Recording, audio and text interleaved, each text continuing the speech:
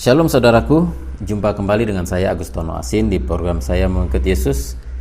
Kita telah memasuki episode yang ke-56. Judul firman Tuhan di kesempatan ini adalah Dunia Bukan Rumah Kita.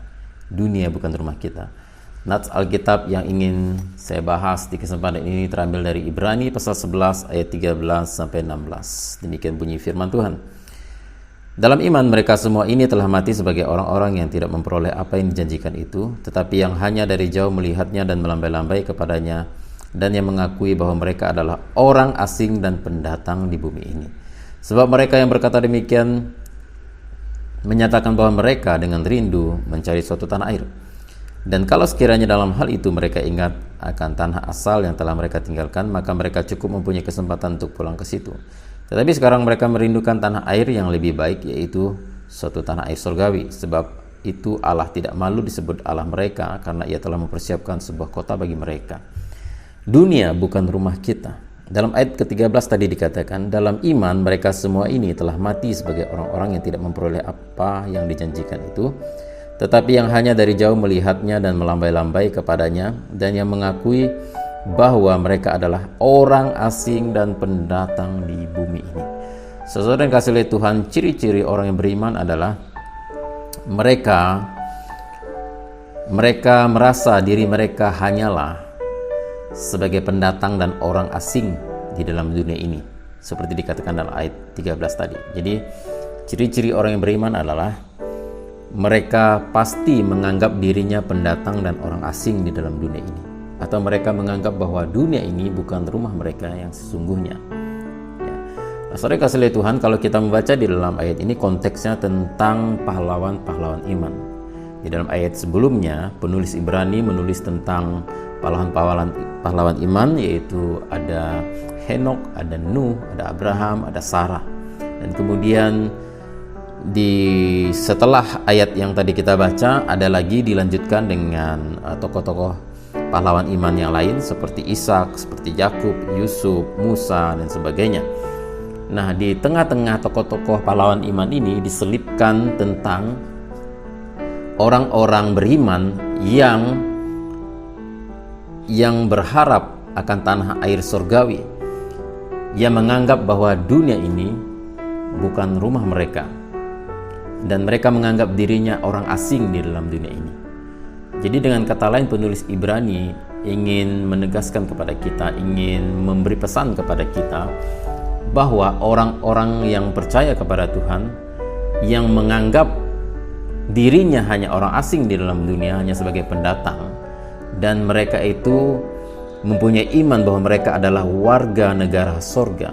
Mereka menganggap dirinya adalah calon warga negara sorga, dan mereka menganggap dirinya hanya pendatang dan orang asing di dalam dunia. Mereka ini dikategorikan sebagai orang-orang beriman yang bisa disejajarkan dengan para pahlawan iman.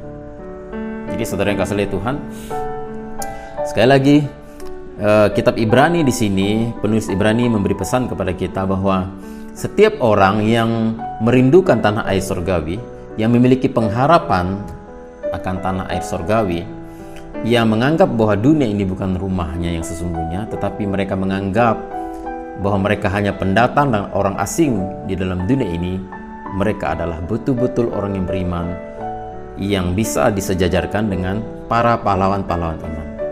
Jadi ciri-ciri orang yang beriman adalah orang yang memiliki jiwa musafir. Jiwa musafir artinya musafir rohani ya. Musafir itu adalah orang yang pergi merantau ke satu tempat dan tidak pernah menetap secara lama. Nah, demikian juga kita, saudara yang kasih Tuhan, bahwa orang beriman harus menganggap bahwa dunia ini bukan rumah mereka yang sesungguhnya. Kita hanyalah orang asing dan pendatang di dalam dunia ini. Saudara, mengapa dunia bukan rumah kita? Yang pertama, karena dunia sudah dirusak oleh dosa. Pertama, karena dunia sudah dirusak oleh dosa. Saudara kasih oleh Tuhan, beberapa tahun yang lalu saya bersama dengan dua rekan saya, kami pergi pelayanan ke satu daerah yang sangat terpencil di daerah Kalimantan Barat ini. Desa itu berjarak sekitar 60 km dari kota kami. Jadi kami bangun pagi-pagi, kami membawa pakaian-pakaian yang layak dipakai untuk dibawa ke sana. Kami ikat di dalam karung, kami masing-masing membawa satu kendaraan sepeda motor, ya. Di depan, di belakang kami bawa pakaian yang layak pakai untuk dibagikan di sana, dan kami akan mengadakan KKR di sana. Nah, sebelum berangkat, salah seorang rekan saya berkata, sebelum kita sampai ke desa yang akan kita tuju di dalam pelayanan kita akan singgah di satu tempat yang sudah mendekati tempat itu, dan saya ada keperluan di situ akan bertemu dengan konsumen saya, sebab salah satu teman saya ini dia adalah pengusaha dealer motor. Jadi buka usaha di bidang dealer motor, dan dia ada keperluan di satu tempat sebelum sampai di tempat yang kami tuju. Akhirnya kami berangkat, kami bertiga, kami berangkat, lalu tibalah kami di tempat yang dia katakan tadi, dan akhirnya kami singgah di satu rumah. Sebelum kami tiba di tempat pelayanan, kami singgah di satu desa yang sudah tidak jauh dari tempat pelayanan kami.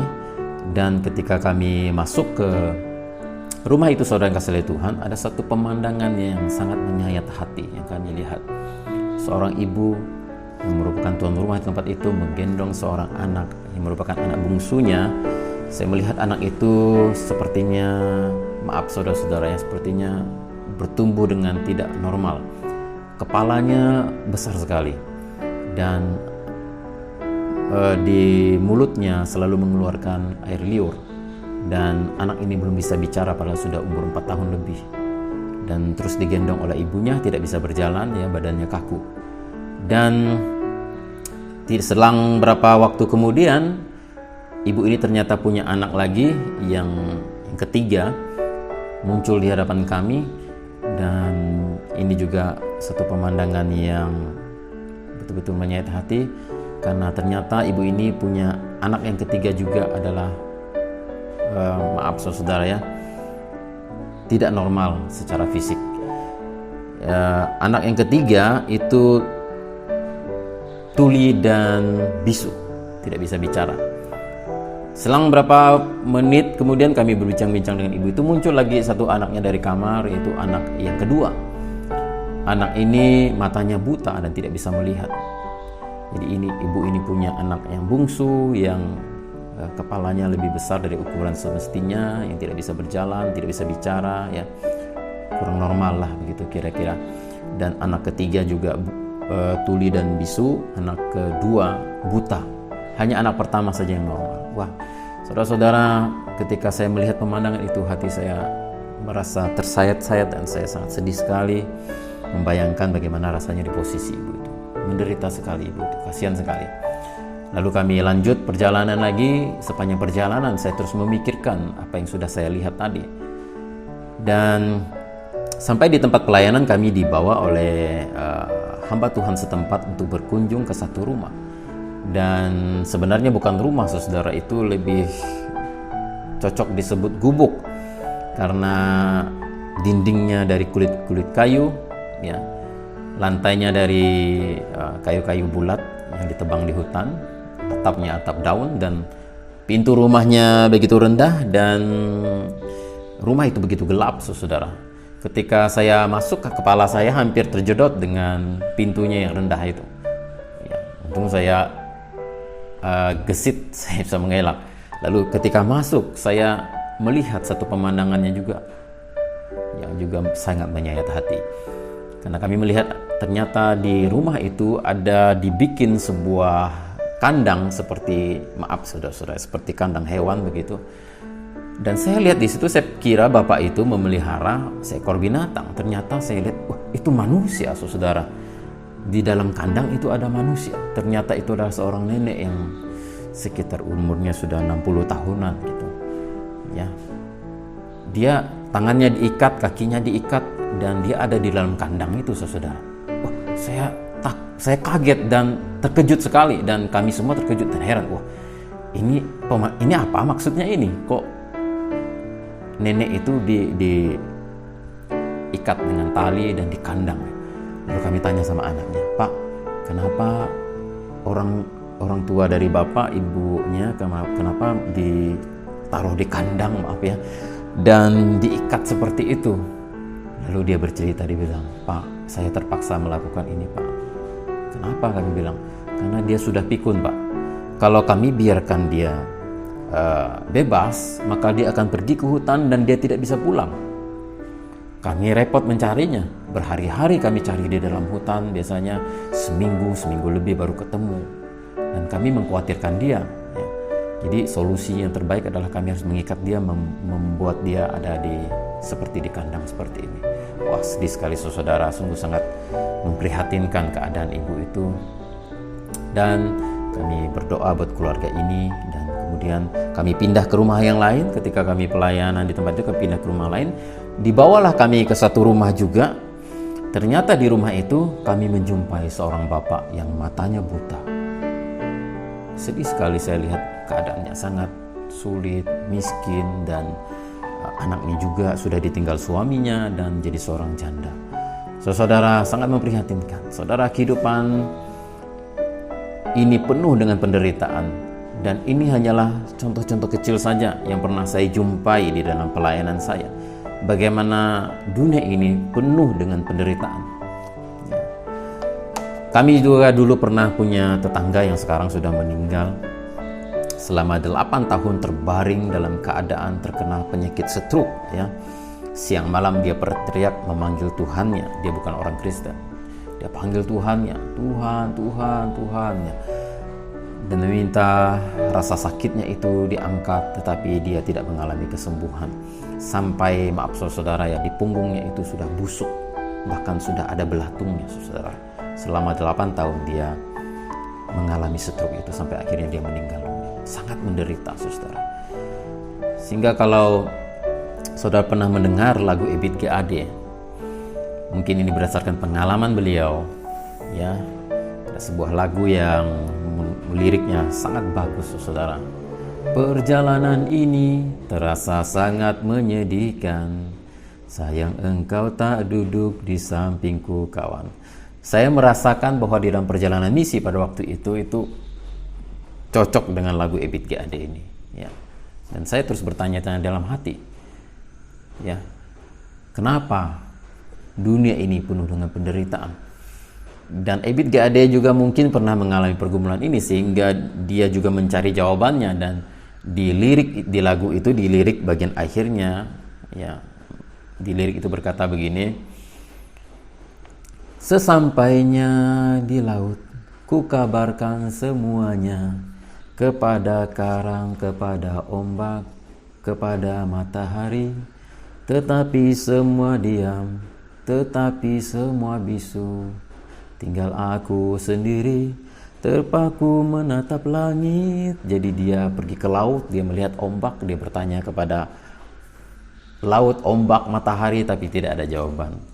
Lalu dia melangkah pergi ke tempat yang lain, dan sampailah dia di dekat padang rumput. Dan dia berkata begini di dalam lagu itu: coba kita bertanya pada rumput yang bergoyang. Saudara yang kasih oleh Tuhan, tentu saja kalau kita bertanya kepada rumput yang bergoyang, tentu saja tidak ada jawabannya, saudara. Mungkin maksudnya dari pengarang lagu ini adalah bahwa dia tidak menemukan jawabannya. Nah, saudara kasih oleh Tuhan, jika setiap orang menceritakan kisahnya, maka akan ada miliaran kisah yang menyayat hati. Jika setiap orang disuruh naik ke satu podium menceritakan tentang penderitaan dan keluh kesah hidupnya, ya, dari begitu banyak manusia di muka bumi ini, sekitar 7 miliar lebih manusia di muka bumi ini, diberi kesempatan satu persatu ceritakan keluh kesah dan penderitaannya di dalam hidup ini, maka saya percaya walaupun itu berjalan selama 24 jam, setiap orang menceritakan kisahnya, maka mungkin memerlukan waktu ratusan tahun pun tidak selesai untuk menceritakan setiap penderitaan yang dialami setiap manusia di muka bumi ini. Saudara yang kasih oleh Tuhan, mengapa bisa demikian? Karena dunia ini sudah rusak oleh dosa. Pada mulanya Allah menciptakan dunia ini sangat sempurna dan sangat amat baik. Alkitab berkata, ketika Tuhan selesai menciptakan terang, dia melihatnya baik. Ketika dia selesai menciptakan cakrawala, dia melihat ciptaannya itu baik. Ketika dia selesai menciptakan binatang, tumbuhan, ya, dan kemudian bahkan terakhir manusia, semuanya dia pandang baik. Dia menciptakannya dengan sempurna, tanpa ada penderitaan, tanpa ada kematian, tanpa ada kesulitan dan kesusahan. Tetapi ketika Adam dan Hawa jatuh dalam dosa, mereka mengenal kejahatan dan mereka jatuh ke dalam dosa, maka dunia ini menjadi rusak. Ya, dosa telah merusak segala-galanya.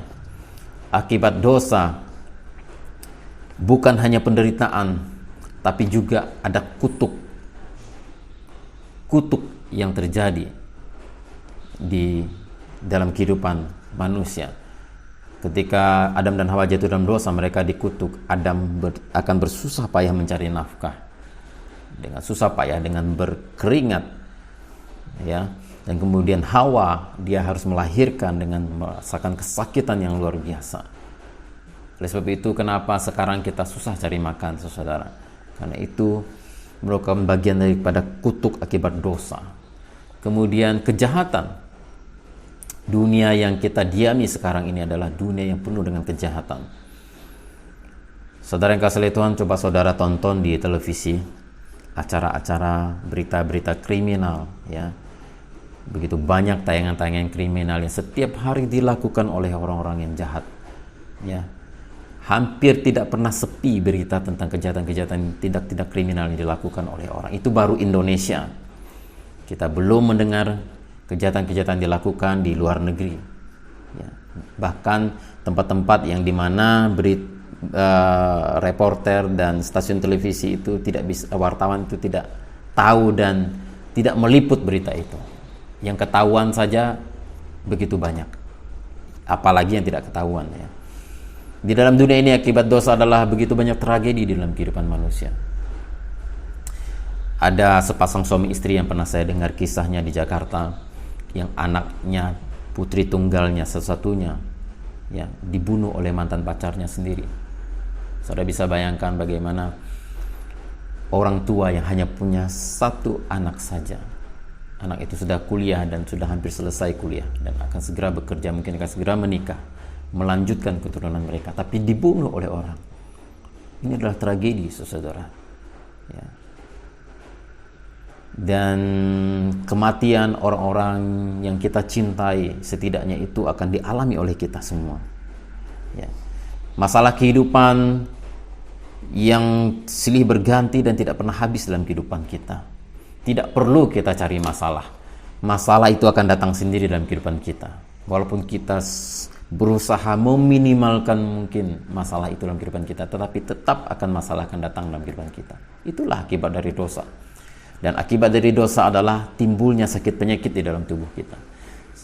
Ya, paman saya dulu sebelum meninggal, ya, dia mengalami sakit stroke. Sakit stroke selama 8 tahun. Dan itu sangat menyedihkan sekali melihat kondisi dia. Ya, sakit penyakit timbul dalam kehidupan kita, mengalami sakit mulai dari flu, demam, sekarang ini juga COVID-19, ya, berbagai macam penyakit, ya, yang sangat menyiksa tubuh kita. Itu akibat dari dosa. Dan akibat dari dosa juga adalah kematian tubuh. Dulu sebenarnya Tuhan pada awal mulanya ketika menciptakan manusia tidak dirancang mengalami kematian tubuh. Manusia bisa hidup abadi dan kekal. Tapi karena dosa, setiap orang pasti akan mengalami kematian. Bahkan yang lebih mengerikan adalah kematian kekal. Kematian kekal. Jadi saudara kasih oleh Tuhan, mengapa dunia bukan rumah kita? Karena dunia ini sudah rusak oleh dosa. Dunia yang sudah rusak oleh dosa ini penuh dengan penderitaan. Ada kutuk, ada kejahatan, tragedi, masalah kehidupan, sakit penyakit, kematian tubuh, bahkan kematian kekal. Semuanya diakibatkan oleh dosa, saudara. Dan yang kedua, mengapa dunia bukan rumah kita? Mengapa dunia bukan rumah kita? Karena tubuh kita tidak memungkinkan untuk diam di dunia ini selama-lamanya. Karena tubuh kita tidak memungkinkan untuk diam di dunia ini selama-lamanya. Kita memiliki batas waktu tinggal di dalam dunia ini, hanya 70 sampai 80 tahun saja. Oleh sebab itu, orang-orang beriman yang ditulis oleh kitab Ibrani ini, Mereka menyadari dengan percis, mereka menyadari dengan betul bahwa hidup mereka itu tidak lama di dalam dunia ini. Oleh sebab itu, mereka menganggap diri mereka di dalam dunia ini hanya sebagai pendatang saja, orang asing saja, sebagai seorang musafir saja, yang cuma mampir sebentar, kemudian mereka akan pergi ke tempat yang lain. Nah, saudara yang kasih oleh Tuhan, dunia ini mungkin kalau bisa digambarkan mungkin seperti tempat berkemah saja bagi kita, orang yang percaya. Saya dulu waktu SD pernah berkemah, dan berkemah itu paling hanya 6 hari. Waktu itu kami berkemah 1 minggu ya. Dan waktu berkemah itu memang ada senangnya karena banyak teman, tapi sejujurnya lebih banyak tidak enaknya karena tidur di lantai, di tanah ya. Kemudian kena hujan, basah, bocor tendanya, kemahnya bocor. Dan kemudian ya maaf kata mau buang air besar harus pergi ke sungai ya. Lebih enak, jauh lebih enak di rumah, tidur nyenyak, makan sudah disiapkan oleh ibu ya, pakaian dan semuanya bersih ya, tinggal pakai. Lebih enak di rumah, saudara, rumah yang sesungguhnya daripada di kemah. Nah, saudara, tubuh kita tidak memungkinkan untuk diam di dalam dunia ini selama-lamanya. Kita hanya punya batas waktu. Alkitab berkata maksimal 70, 80, 90. Ya. Lebih daripada 70 itu sudah sakit-sakitan dan sudah pikun dan sudah penderitaan.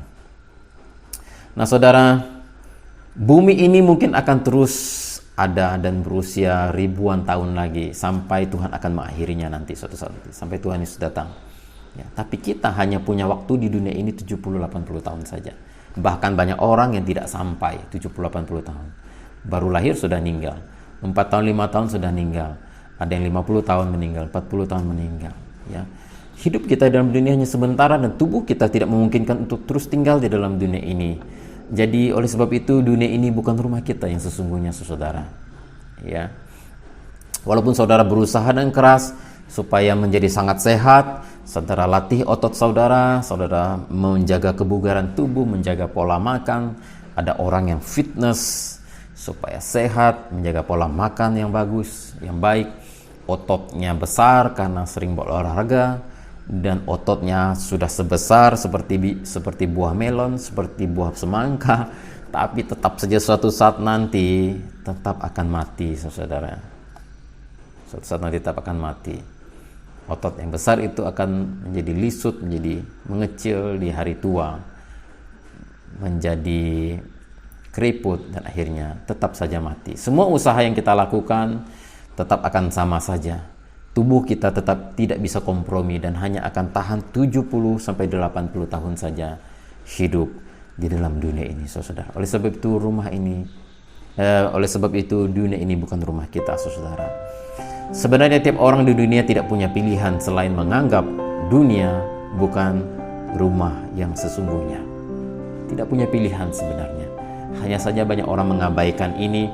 Banyak orang begitu mencintai dunia, ingin terus hidup di dalam dunia, dan mereka menganggap dunia ini adalah rumah mereka yang sesungguhnya. Nah, itulah saudara perbedaan antara orang beriman dan orang tidak beriman. Orang beriman itu menganggap dunia ini bukan tempat tinggal permanen. Dunia ini hanyalah tempat persinggahan saja. Rumah yang sesungguhnya adalah di sorga. Tapi orang yang tidak beriman, yang tidak percaya kepada Tuhan, menganggap segala-galanya itu adalah di dunia ini. Setelah mati tidak ada apa-apa lagi. Nah, oleh sebab itu kenapa di dalam ayat tadi, di tengah-tengah pembahasan tentang pahlawan iman, diselipkan tentang orang-orang yang mengharapkan tanah air surgawi. Orang yang menganggap dirinya hanya pendatang dan orang asing di dalam dunia ini. Kenapa diselipkan seperti itu? Supaya saudara kita tahu bahwa ciri-ciri orang yang beriman itu adalah mereka itu percaya ada kehidupan setelah kematian dan ada tempat tinggal yang kekal yang Tuhan sediakan bagi orang yang percaya kepadanya, yaitu surga. Bagi orang yang tidak percaya Tuhan, bagi orang yang tidak punya iman, mereka menganggap dunia inilah rumah mereka. Tapi bagi kita yang percaya kepada Kristus, dunia ini bukan rumah kita. Dan yang ketiga, saudara yang kasih Tuhan, mengapa dunia ini bukan rumah kita? Karena rumah kita yang sesungguhnya adalah rumah Bapa di surga. Kalau kita membaca di dalam Ibrani pasal 11 ayat 16 tadi mengatakan, tetapi sekarang mereka merindukan tanah air yang lebih baik, yaitu suatu tanah air surgawi. Sebab Allah tidak malu disebut Allah mereka, karena Ia telah mempersiapkan sebuah kota bagi mereka. Tuhan telah menyiapkan sebuah kota, ya, tanah air surgawi yang disebut dengan surga, yaitu disebut dengan rumah Bapa. Tuhan telah menyiapkan kepada kita, orang yang percaya kepadanya, tempat tinggal yang kekal di surga. Itulah rumah kita nanti selama-lamanya, saudara. Dan bagi orang yang tidak mau percaya kepada Kristus, rumah mereka adalah di dalam api kekal di neraka.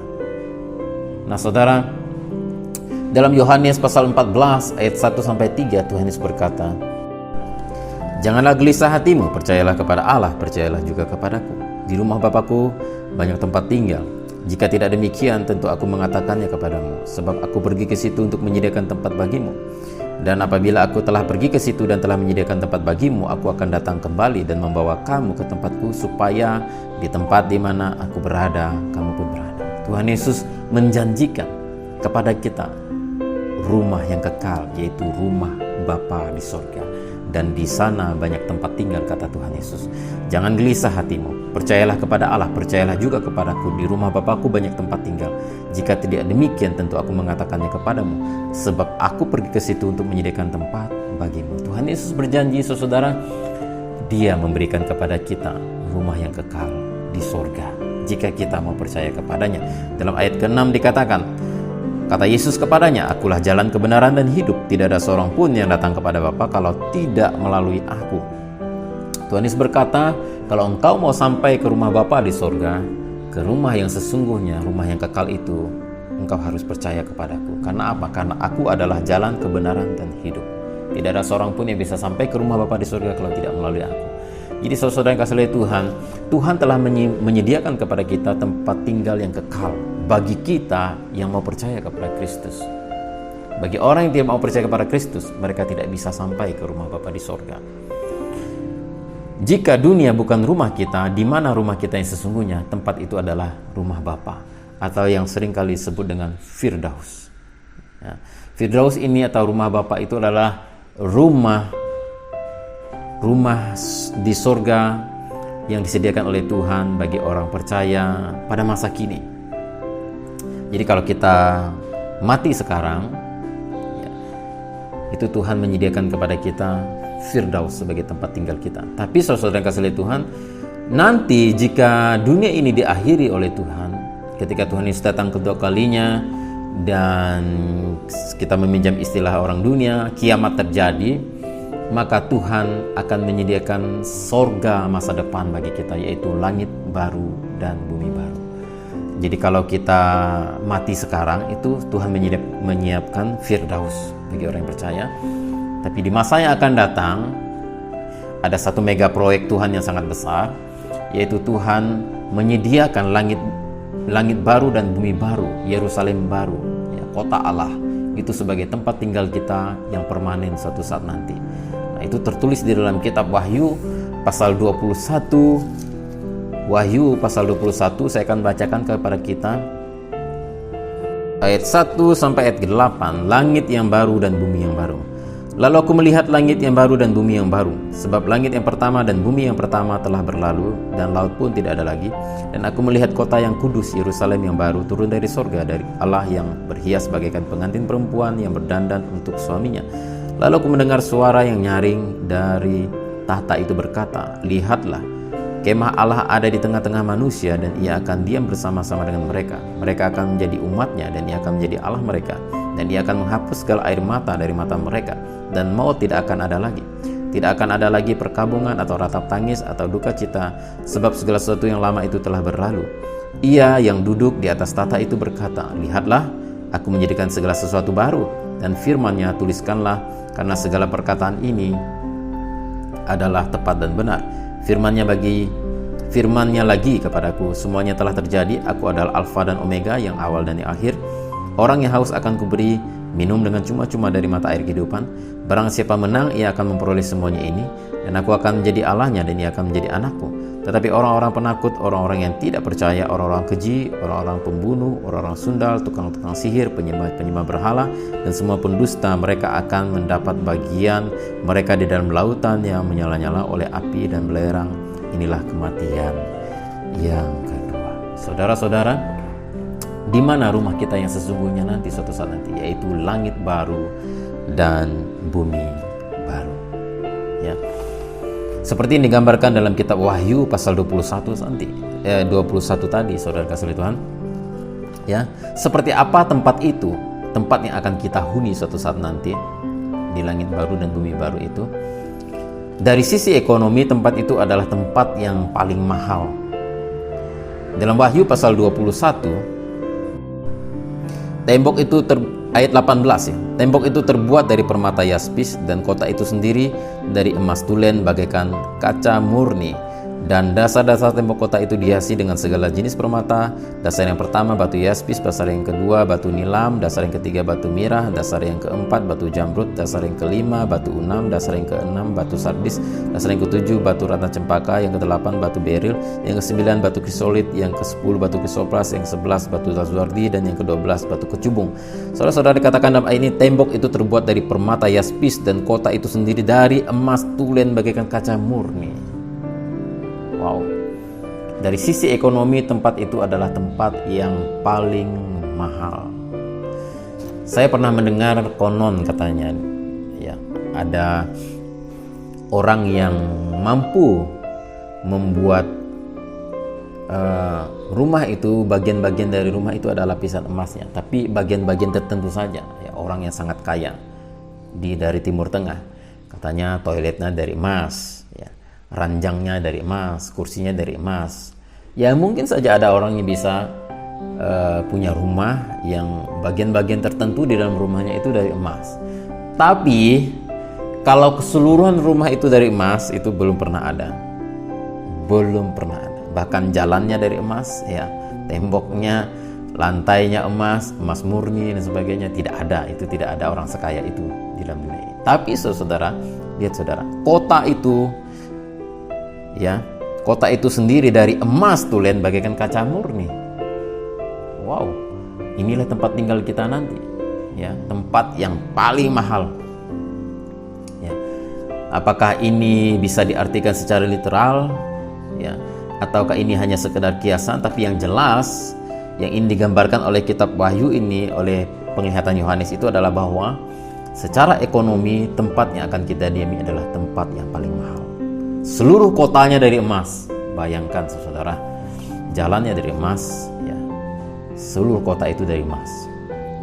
Dari sisi keindahan, tempat itu adalah tempat yang paling indah. Dalam Wahyu pasal 21 ayat ke-11, kota itu penuh dengan kemuliaan Allah, dan cahayanya sama seperti permata yang paling indah bagaikan permata yaspis, jernih seperti kristal. Saudara-saudara, tempat itu, tempat kediaman kita nanti suatu saat nanti itu adalah tempat yang penuh dengan kemuliaan Allah, dan cahayanya sama seperti permata yang paling indah. Kota itu adalah kota yang bercahaya dengan sangat indah, dan Allah sendiri akan menjadi cahayanya. Tidak ada sinar matahari lagi, tetapi Allah sendiri akan menjadi sinar, menjadi cahaya tempat itu, dan akan memancar, kota itu akan memancarkan keindahan yang luar biasa. Jadi kita akan mendiami tempat yang paling mahal secara ekonomi, dan kita akan mendiami tempat yang sangat luar biasa indah. Kalau di dunia ini untuk mendiami tempat yang seperti itu, waduh saudara, kita tidak mampu biayanya, saudara, hanya orang-orang tertentu saja. Tapi bagi kita yang percaya kepada Kristus, suatu saat nanti saudara akan diam di sana. Dari sisi ketenangan dan kenyamanan, bukankah kita mau cari rumah yang tenang dan nyaman? Ya. Dan tempat itu begitu tenang, begitu nyaman, dan tidak ada masalah. Kita baca Wahyu pasal 21 ayat 4 mengatakan, dan ia akan menghapus segala air mata dari mata mereka, dan maut tidak akan ada lagi. Tidak akan ada lagi perkabungan atau ratap tangis atau duka cita, sebab segala sesuatu yang lama itu telah berlalu. Haleluya, saudara. Jika saudara mau cari tempat yang paling tenang di dunia ini, ya, hampir sulit untuk ditemukan. Kenapa? Karena dunia ini seperti saya katakan tadi sudah yang rusak dengan dosa ini, ya. penuh dengan kejahatan. Di mana-mana ada orang jahat, kita tidak bisa tenang, kita tidak bisa nyaman. Kadang-kadang tetangga kita ribut, ya. Kadang-kadang tidak cocok dengan kita, ya. Kemudian hidup ini dikatakan dalam ayat tadi bahwa kehidupan itu di dalam dunia ini penuh dengan masalah, ada tangisan, ada air mata, ada penderitaan. Tapi kalau kita di langit baru dan bumi baru nanti, saudara, tempat itulah adalah tempat yang paling tenang, paling nyaman, dan tidak ada masalah. Karena dikatakan dalam ayat ini tidak ada orang yang menangis lagi, tidak ada ratap perkabungan, itu tidak ada, ya. Tidak ada duka cita lagi di tempat itu, sebab yang lama sudah berlalu. Jadi hampir di dunia ini hampir tidak ada tempat yang 100% nyaman. Pasti ada kekurangannya, ya. Tapi bahkan di dalam dunia tempat yang kita tinggal ini adalah dunia yang penuh dengan penderitaan, seperti yang saya ceritakan tadi, penuh dengan air mata, ya, kesedihan, masalah-masalah kehidupan. Tapi di langit baru dan bumi baru, di sorga nanti, saudara yang kasih oleh Tuhan, tidak ada orang yang menangis, tidak ada kesedihan, tidak ada air mata, tidak ada penderitaan, tidak ada kesulitan hidup lagi di sana. Luar biasa.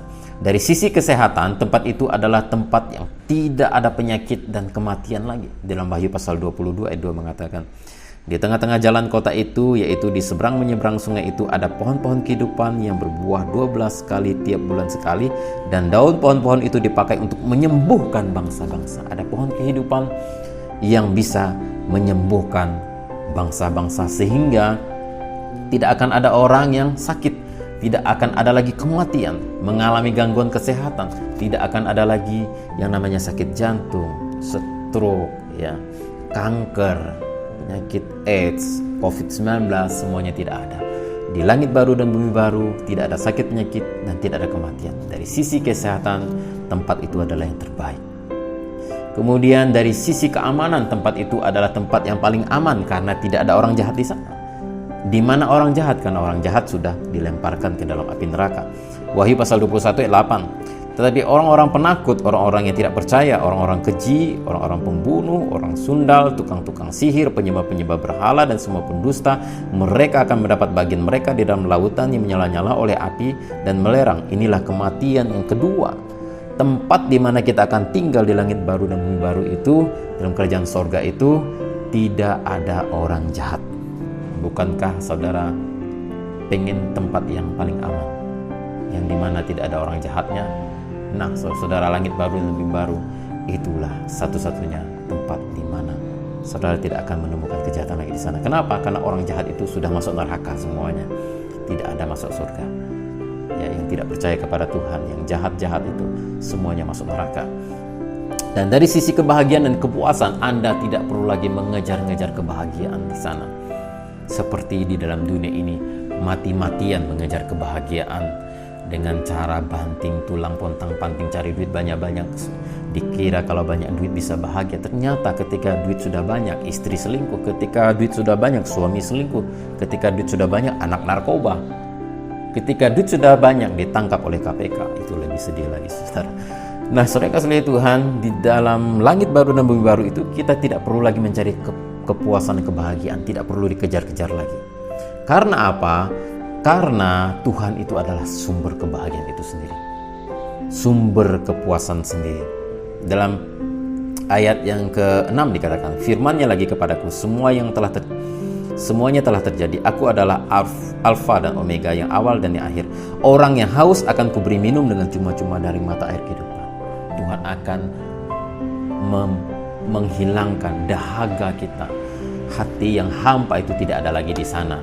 Kita akan mengalami kepuasan di dalam Tuhan, sukacita surgawi yang luar biasa. Haleluya, saudara kasih Tuhan.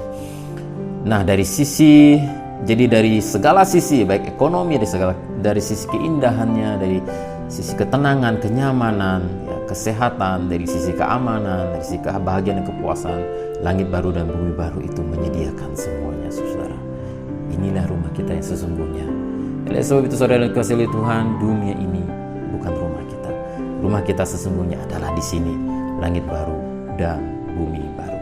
Dalam dunia ini kita hanya berkemah, kita hanya pendatang dan orang asing saja. Ibrani pasal 11 ayat 16. Tetapi sekarang mereka merindukan tanah air yang lebih baik, yaitu satu tanah air surgawi. Sebab itu Allah tidak malu disebut Allah mereka, karena Ia telah mempersiapkan sebuah kota bagi mereka. Mengapa orang beriman dalam kitab Ibrani menganggap diri mereka perantau, pendatang, orang asing, dan musafir di dunia? Karena mereka percaya Allah telah menyiapkan sebuah tanah air surgawi, kota Allah. Itulah rumah mereka, kota mereka, tempat tinggal mereka selama-lamanya, dan itu juga akan menjadi tempat tinggal kita selama-lamanya jika kita percaya kepada Kristus, saudara. Rumah Bapa atau langit baru dan bumi baru hanya disediakan bagi orang yang mau percaya kepada Kristus, yang mau ditebus, yang mau diselamatkan, yang mau pindah dari gelap pada terang, yang mau bertobat dan percaya kepada Yesus. Siapa yang mau bertobat dan percaya kepada Yesus, mereka akan ada di sana. Namanya akan dicatat dalam kitab kehidupan, dan mereka boleh masuk ke langit baru, bumi baru. Saudara kasih oleh Tuhan, karena dunia ini bukan rumah kita, maka bagaimana sikap kita seharusnya? Yang pertama, pastikan Anda sungguh-sungguh bertobat dan percaya kepada Tuhan Yesus. Dalam Yohanes pasal 14 tadi, Tuhan Yesus berkata, percayalah kepada Allah, percayalah juga kepadaku, di rumah Bapa-Ku banyak tempat tinggal. Kemudian Yohanes pasal 14 ayat 6, akulah jalan kebenaran dan hidup, tidak ada seorang pun yang datang kepada Bapa kalau tidak melalui aku.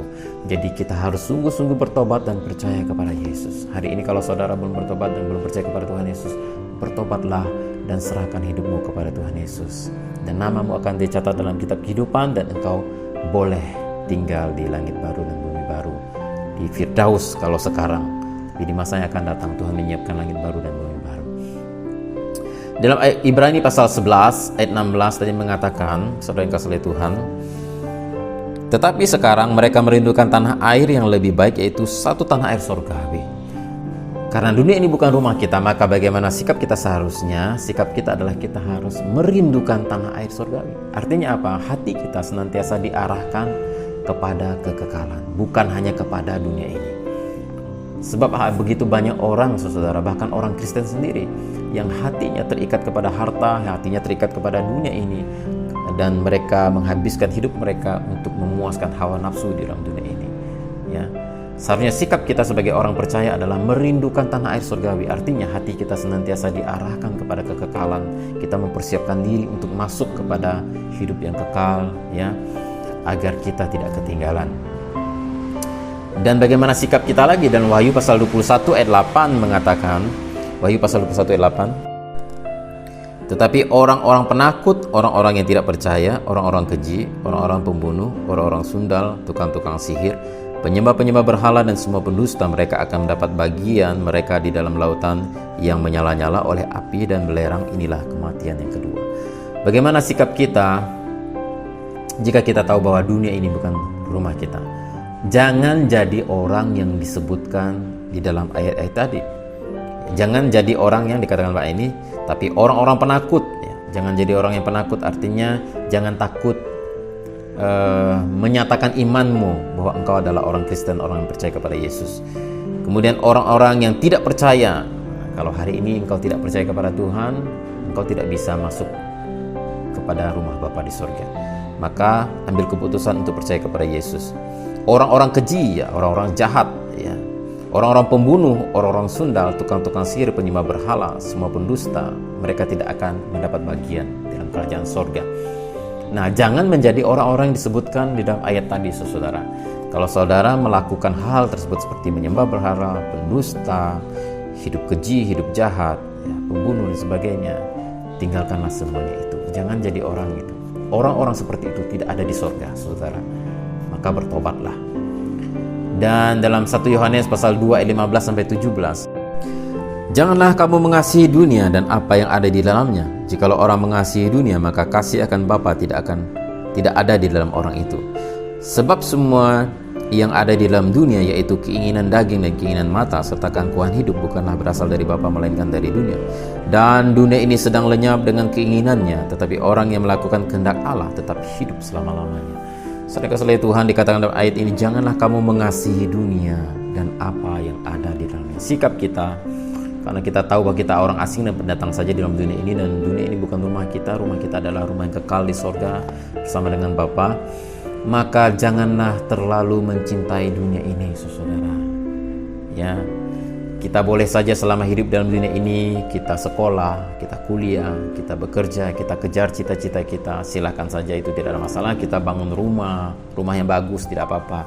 Kita makan enak, sesekali kita pergi jalan-jalan, kita berteman, kita memiliki hobi, sepak bola, main futsal, dan sebagainya. Silahkan lakukan kegiatan saudara dalam dunia ini. Tapi jangan terlalu cinta dengan dunia yang membuat saudara melupakan Tuhan, yang membuat saudara tidak merindukan tanah air surgawi, yang membuat saudara hidup dalam berbagai duka karena mengejar segala kenikmatan dunia, membuat saudara berdosa, membuat saudara jauh dari Tuhan. Ibu-ibu yang suka petantang-petenteng sana sini, shopping sampai ratusan juta sekali shopping, pergi ke Singapura satu hari hanya untuk shopping ratusan juta. Bertobatlah, yaitu orang-orang yang cinta dunia. Coba duitmu shopping seperti itu dipakai untuk menolong orang miskin, orang susah, sumbangkan ke gereja untuk pembangunan sebagainya, itu lebih berguna.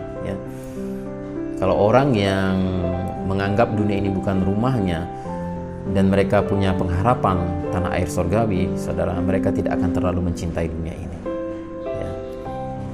Jadi mereka hanya menganggap di dunia ini hanya numpang sebentar, tempat tinggal sementara. Kalau gagal pun tidak terlalu bersedih, karena dunia ini bukan segala-galanya. Tidak perlu stres kalau gagal dalam usaha, gagal dalam cinta, gagal di dalam pekerjaan, itu biasa, saudara. Tidak perlu stres, putus asa, karena kita hanya sementara di dalam dunia ini. Nah, kalau kita punya banyak, janganlah kita terikat dengan harta yang membuat kita menjauh dari Tuhan. Yang banyak duit, yang gila aset, kalau punya duit beli lagi, beli mobil lagi, koleksi mobil lagi, beli rumah banyak-banyak, saudara. Bertobatlah, bertobatlah. Bukan tidak boleh punya ini punya itu, bukan, saudara. Bertobatlah. Kenapa? Karena jangan terlalu cinta dengan dunia ini. Pakai uang saudara, investasikan untuk kerajaan Allah, bantu penginjilan, bantu keuangan di ladang misi, saudara. Sebab misi itu, penginjilan itu memerlukan banyak biaya. Nah, saudara mengumpulkan harta di surga. Di dalam dunia ini kita sekolah, kita bekerja, kita menikah, kita membesarkan anak, cucu, menikmati hidup, rekreasi dan olahraga, kumpul dengan teman, makan yang enak, sebagainya. Silahkan, tidak ada masalah. Tidak ada masalah. Tapi ingat, saudara, sesungguhnya rumah kita bukan di dunia ini, tapi di surga. Oleh sebab itu Rasul Paulus mengatakan dalam Filipi pasal 3:20, kewargaan negara kita adalah keluarga negaraan surga. Keluarga negaraan kita adalah warga negara surga, bukan warga negara dunia. Di dalam dunia ini, anggap aja kita sedang jalan-jalan, atau kita sedang berkemah, kita sedang mampir saja. Di dalam Filipi pasal 1 ayat 21 sampai 22, bagaimana lagi sikap kita? Filipi pasal 1 ayat 21 sampai 23. Karena bagiku hidup adalah Kristus dan mati adalah keuntungan. Tetapi jika aku harus hidup di dunia ini, itu berarti bagiku bekerja memberi buah. Jadi mana yang harus kupilih? Aku tidak tahu. Aku didesak dari dua pihak. Aku ingin pergi dan diam bersama-sama dengan Kristus. Itu memang jauh lebih baik. Tetapi lebih perlu untuk tinggal di dunia ini karena kamu. Rasul Paulus mengatakan, hidup adalah Kristus, mati adalah untung. Kalau maunya saya sih, saya pengen tinggal dengan Tuhan Yesus. Indah dan enak di sana, nggak ada penderitaan lagi. Tapi kalau aku harus hidup dalam dunia ini, selama Tuhan masih kasih kesempatan hidup dalam dunia ini, maka aku akan berkarya dan menghasilkan buah. Maka aku akan menjadi berkat bagi banyak orang. Maka aku akan menjadi alat Tuhan yang akan memberitakan pekerjaan Tuhan. Jadi saudara yang kasih Tuhan, bagaimana kita menyikapi bahwa jika kita bukanlah rumah dunia ini, bukan rumah kita, dan kita hanya pendatang dalam dunia ini, selama kita hidup dalam dunia ini, berkarya dan berbuah bagi sesama dan menjadi berkat bagi orang lain. Saudara yang kasih Tuhan, dan yang terakhir, Wahyu pasal 21 ayat yang ke-7 mengatakan, barang siapa menang, ia akan memperoleh semuanya ini, dan aku akan menjadi Allahnya dan ia akan menjadi anakku. Barang siapa menang, artinya barang siapa yang setia sampai akhir, dia yang akan masuk ke dalam kerajaan sorga. Dengan kata lain, saudara yang kasih Tuhan, bagaimana sikap kita? Tetap setia sampai akhir. Jadi saudara yang kasih oleh Tuhan, firman Tuhan yang saya sampaikan pada kesempatan ini adalah bahwa dunia bukan rumah kita. Mengapa? Karena dunia sudah rusak oleh dosa. Dunia bukan rumah kita karena tubuh kita tidak memungkinkan untuk diam di dunia ini selamanya. Dunia bukan rumah kita karena rumah kita yang sesungguhnya adalah rumah Bapa di sorga. Seperti apa tempat itu? Dari sisi ekonomi, tempat itu adalah tempat yang paling mahal karena terbuat dari emas tulen seperti kaca murni. Dari sisi keindahannya, tempat itu adalah yang paling indah karena dari kota itu terpancar keindahan yang sangat indah dan tidak bisa diungkapkan dengan kata-kata. Dari sisi ketenangan, kenyamanan, tempat itu adalah tempat yang paling nyaman karena tidak ada masalah di sana, tidak ada air mata, tidak ada kesusahan, tidak ada penderitaan. Dan dari sisi kesehatan, tempat itu adalah tempat yang paling baik, paling sehat karena sakit penyakit tidak ada, kematian juga tidak ada. Dari sisi keamanan, tempat itu adalah tempat yang paling aman karena semua orang jahat sudah masuk neraka, tidak ada orang jahat di sana. Dari sisi kebahagiaan dan kepuasan, Anda tidak perlu mengejar kebahagiaan dan kepuasan di sana lagi karena Tuhanlah yang akan menjadi sumber kebahagiaan dan kepuasan saudara. Dan inilah rumah idaman bagi kita semua. Oleh sebab itu saudara, dalam kitab Ibrani dikatakan bahwa orang yang beriman punya satu ciri-ciri, ya, yaitu apa? Mereka menganggap dirinya adalah pendatang dan orang asing di dalam dunia, dan mereka tidak pernah menganggap dunia ini adalah rumah mereka yang sesungguhnya. Mereka menganggap dunia ini hanya tempat persinggahan sementara, dan rumah yang sesungguhnya adalah rumah yang kekal bersama dengan Bapa di surga. Dan suatu saat nanti Bapa akan menyediakan kepada kita langit baru dan bumi baru. Saudara, seharusnya ini menjadi pengharapan kita. Ciri-ciri orang percaya, ciri-ciri orang yang beriman adalah mereka menganggap dunia ini bukan rumahnya yang permanen yang sesungguhnya. Rumah yang sesungguhnya adalah di surga. Miliki pengharapan ini. Saudara yang kasih oleh Tuhan, miliki pengharapan ini. Dan ketika saudara memiliki pengharapan ini, saudara akan menolong saudara untuk menjadi tidak cinta dunia, tidak cinta uang.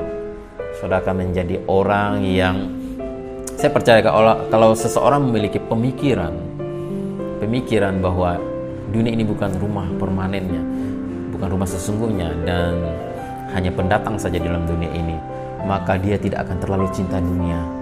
Dia tidak akan mudah jatuh dalam dosa. Ya, dia akan menjaga dirinya fokus untuk bisa masuk ke dalam langit baru dan bumi baru itu, sehingga dia akan sungguh-sungguh bertobat. Dia akan sungguh-sungguh percaya kepada Tuhan dan setia sampai akhir. Nah, inilah kebenaran firman Tuhan yang saya dapat bagikan kepada kita di kesempatan ini. Tuhan Yesus memberkati kita semua. Salam.